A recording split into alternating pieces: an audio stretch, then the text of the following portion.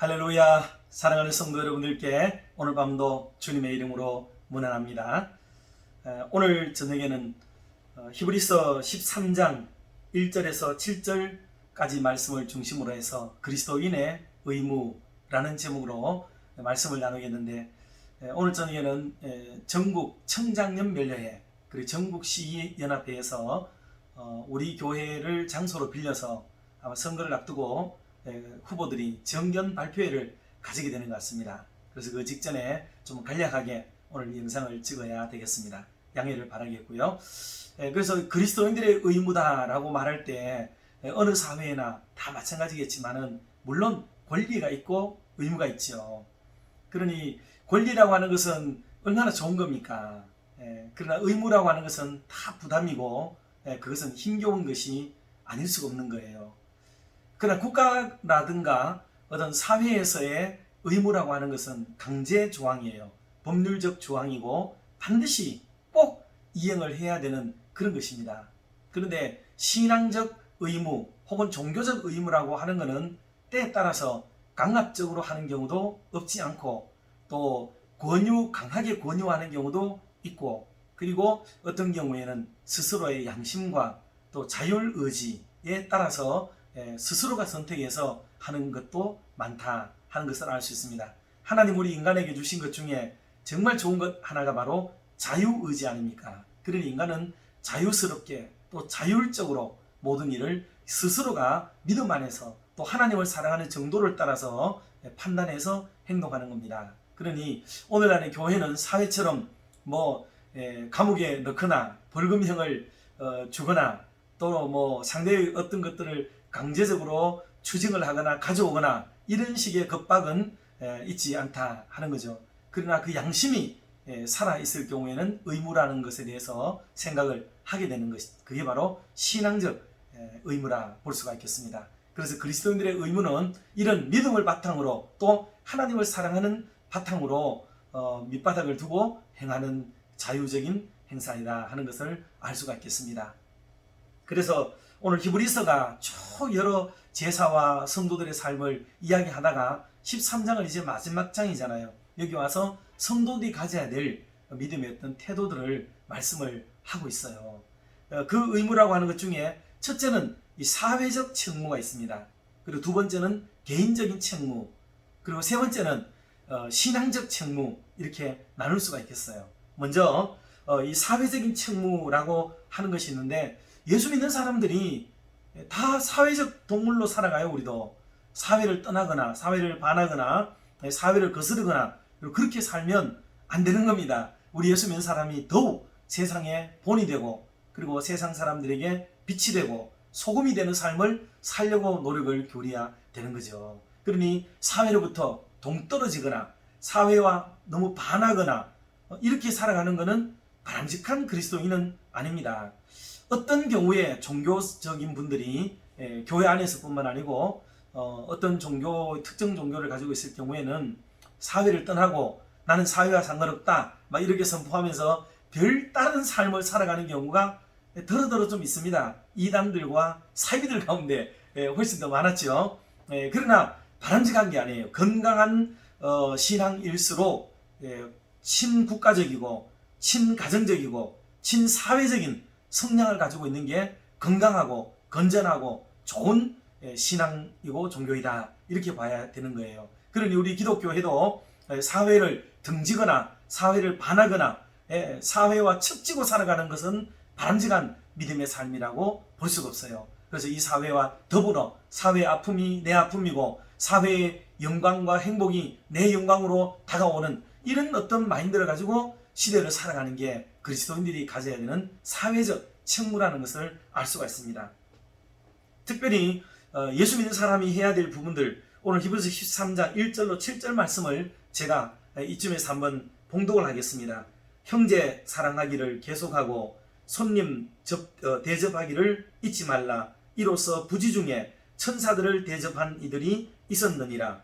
너희도 함께 갇힌 것 같이 갇힌 자를 생각하고 너희도 몸을 가졌은즉 학대받는 자를 생각하라 하고 말씀을 했습니다. 이 부분은 사회적으로 손대접 잘하고 이걸 우리 사회도 그렇게 해요. 예수 믿는 사람들도 그렇게 해야 되는 거예요. 그리고 형제 사랑을 말씀을 했는데, 이거는 예수 믿는 분들도 그렇게 해야 되지만은 믿지 않는 분들도 형제 사랑 잘하고 살아가고 있는 거예요. 이게 그 일반적 사회의 기준에 미치지 못하도록 살면 안 되고, 그들보다 오히려 우위를 점하도록, 두드러지도록, 더 많이 사랑하도록 살아가는 게, 그게 예수 믿는 사람들이 돼야 되고, 그래야 빛이 발하고 하나님의 영광을 드러내는 그런 삶을 살아갈 수 있게 된다 하는 것을 말씀을 지금 하고 있는 겁니다. 그리고 가난한 사람들, 어려운 사람들, 사회적인 약자들, 그리고 소외된 계층의 사람들, 이런 분들을 보면 교회가 그들이 가지고 있는 그들만의 종교성, 신앙심, 하나님 사랑의 마음, 이런 걸 가지고 사회에 빛이 되도록 노력을 기울이고 어두운 곳을 찾아서 잘 돌봐주는 사역을 해야 되는 겁니다. 이게 바로 사회적 의무라고 볼 수가 있는 거예요. 믿음이 있을수록 이런 일을 회피하는 게 아니고, 그래 막 회피해가지고 본인만 막 뜨거운 믿음, 간절한 믿음, 구별된 믿음, 성화된 믿음, 별도의 믿음, 막 하늘을 사는 믿음, 이런 믿음을 막 가지려고 노력을 기울이는 경향성이 한국교회에 좀 있잖아요. 그런데 그게 바람직한 게 아니라 이 말입니다. 교회는 당연히 십자가를 지고 사회 속으로 들어가서 그 사회와 함께 생동감 있게 역할을 감당하고 그들에게 모범이 되고 그들을 리드해낼 수 있는 그런 지도력을 발휘할 수 있는 교회가 되어야, 그게 바로 건강하고 좋은 의무를 다하는 그리스도인이 된다 하는 것을 명심하고, 성도 여러분, 지금까지도 우리 교회가 잘해오고 있지만은 앞으로도 이 사회적 책임을 잘 감당할 수 있는 우리 교회와 우리 성도님들 되시기를 주님의 이름으로 축원합니다. 두 번째는 이게 개인적인 의무라고 그랬어요. 개인적 의무. 이것은 그 뒷부분에 나오는 말씀들인데, 제가 4절부터 봉독을 한번 더 하면, 모든 사람은 결혼을 귀히 여기고 침소를 더럽히지 않게 하라. 음행하는 자들과 간음하는 자들을 하나님이 심판하시리라. 돈을 사랑하지 말고 있는 바를 족한 줄로 알라. 그가 친히 말씀하시기를 내가 결코 너희를 버리지 아니하고 너희를 떠나지 아니하리라 하셨느니라. 아멘. 그러니 이거는 개인을 위해서 자기의 삶이 여러분 얼마나 정결하고 그리고 정직하고 그리고 너무 물질적인 욕심에 빠지지 않도록 조심할 것을 말하고 있는 거예요. 성경은 욕심에 대해서는 정욕과 또 물욕, 이 두 가지가 큰 문제점이라고 말씀을 많이 했거든요. 그러니 성적인 부분들과 가정을 정결하게 지켜나가는 이것이 참 중요한 것으로 말씀을 했고요. 또 소유욕 혹은 물욕, 여기에 너무 치심하게 되어지게 되면 사람이 결국은 돈을 사랑함이 일만하게 뿌리가 되고 파멸의 근거가 되어진다 하는 것을 보여주고 있는 겁니다. 이거는 신앙을 쌓는데 도움이 되지 못하는 거예요. 이게 방해가 되어지고 내 믿음을 자라게 만드는 일에 결정적으로 방해가 되는 게 바로 이런 욕심들이라고 볼 수가 있습니다. 그러니 탐심을 물리치라. 탐심은 곧 우상숭배라고 말씀을 했고요.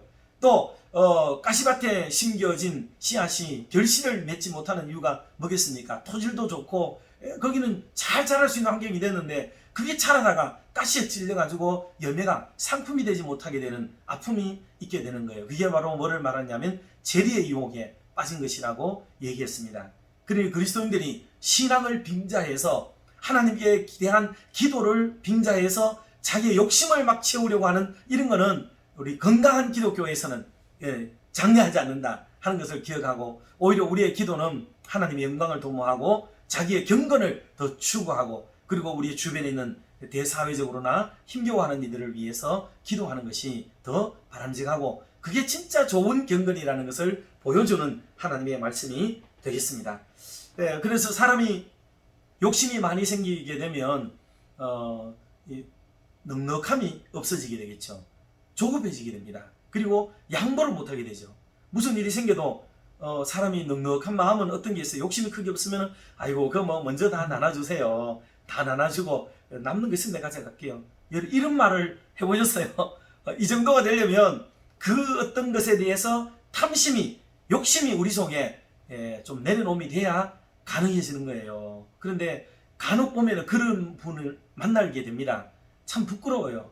저도 목사가 돼가 어떤 행사에 갔을 때 쭉 나오다가 뭐 사람이 밀려 나오니까 뭐 어쩔 수 없는 것도 있지만은 하나씩 선물 받기도 해요. 그런데 어떤 경우에 뒤에서 뭐 어떤 장로님이 그 교회 청년들과 일하는 분들에게 소리를 쳐요. 우리 본교회 교인들은 나중에 받으세요 막 이런다고요. 혹시라도 손님들 모자라서 대접을 못 해드리고 그럴까 봐서 걱정하는 거죠. 그래도 본교회 성도님들이 꼭 받아가지고 막 나가는 이런 일이 있어요. 그러나 넉넉한 분들은 참 이게 받아도 그만 안 받아도 그만, 어떤 이런 물욕에 대한 마음이 좀 이래 내려놓음이 돼야 되거든요.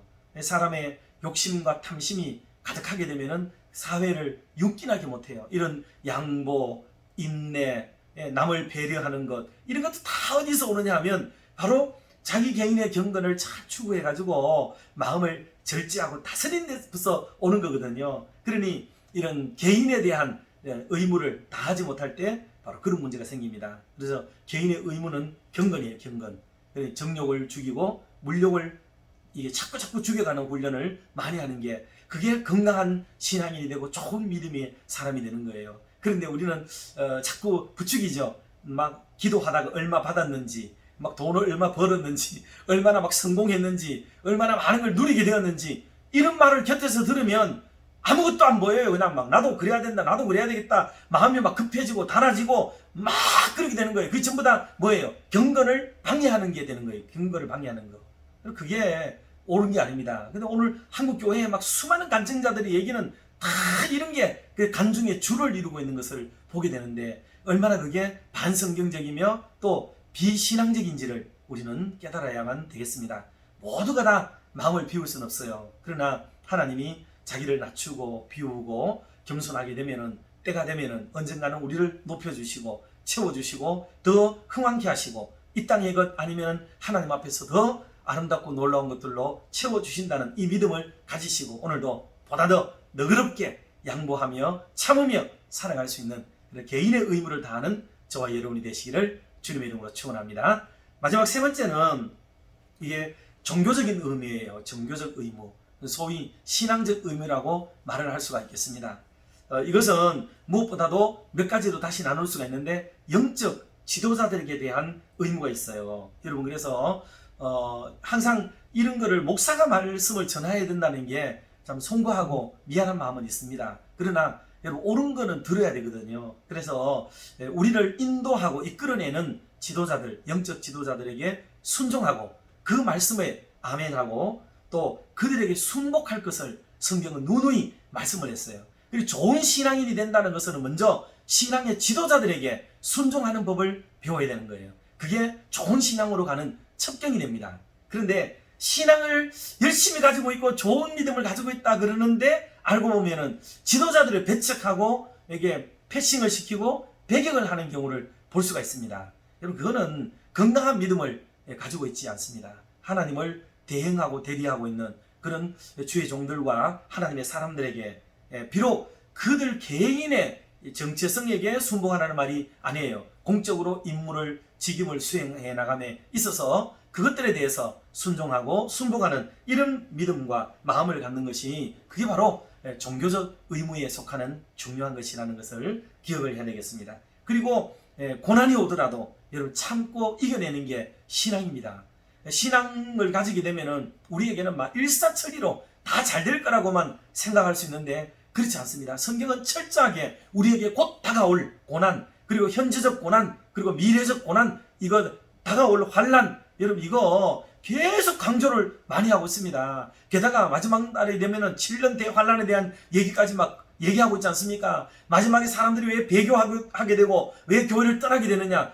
다른 것 때문에 떠나가는 게 아니에요. 환난과 시련과 풍파를 이기지 못해가지고 떠나간다고 그랬습니다. 그러니 나중까지 견디는 자, 믿음을 지키는 자, 이런 사람들을 주님이 찾는다 하는 것을 기억하고, 우리가 이렇게 개인의 아픔과 힘겨움이 있을 때 이겨내도록 만들어야 되고 있고요. 그리고 때때로 시간마다 정해서 드리는 예배, 이 예배를 굉장히 중요한 것으로 여기면서 하나님 앞에 영광을 올려드리고 하나님을 송축하는 것, 이게 바로 종교적 의무라 하는 것을 기억하셔야만 되겠습니다.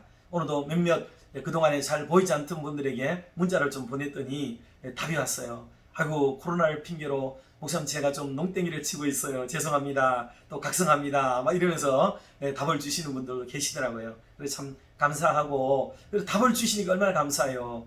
이참에 연락도 안 주고 가버리면 어떡해요. 염려가 좀 많이 됐는데 서로 주고받은 이런 대화가 있으니까 기쁘고 감사한 마음이 있습니다. 이런 그게 바로 뭐냐면 신앙적 의무를 다하는 것이다 볼 수가 있습니다. 말씀을 마치면서 지금 이게 사회적인 의무라고 하는 게 뭐겠어요? 그거는 이웃을 향해서 하는 의무를 말하는 거죠. 개인적인 의무라는 건 뭐예요? 자신을 향해서 지켜야 되는 거죠. 그리고 신앙적 의무라는 것은 곧 하나님을 향하여 지켜야 되는 것이다 하는 것을 알려주는 말씀입니다. 오늘 이후로부터 저와 여러분이 이게 법에 매이는 건 아니지만은 그래도 우리의 신앙적 양심을 따라 자유의지를 따라서 자율적으로 하나님의 법 앞에 스스로 굴복되어져서 이 의무를 다할 수 있는 믿음의 성도님들 다 되시기를 주님의 이름으로 축원합니다. 기도하겠습니다.